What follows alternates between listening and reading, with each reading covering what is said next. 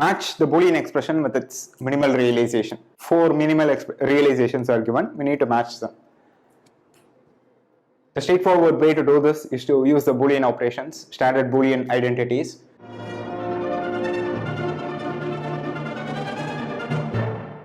The AND identities are given here and the OR identities are given here. For example, A and not A is 0. Then there are a couple from the DeMorgan's law. Okay, so not of A or B is not A and not B. The most important one over here is called the adsorption law. So A or not A B is A or B. Okay, this is one of the most important laws and its corollary also is written over here. So I will show examples for two Boolean expressions on how to minimize them. Okay, so we have the Boolean expression P over here.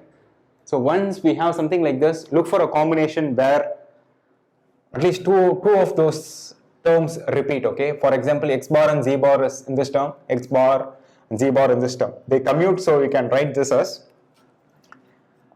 x bar z bar times what is left as y bar plus y, right, plus x bar y z. Because they commute, I could write it this way and take the x bar z bar outside. And what is y bar or y? Y bar or y is, we know it's 1, right? Okay, so this is 1. So if it is 1, anything and 1 is always that anything, so it's x bar z bar. Okay, now let's take x common from here. So this becomes x bar z bar plus y z. Okay, can you recognize how to minimize this further from the adsorption law? Okay, yeah, just use the corollary. Okay, so this becomes x bar z bar plus y. Okay, so P corresponds to the minimal realization x bar z bar plus y, and that is option L. Okay, let me do it for one more thing.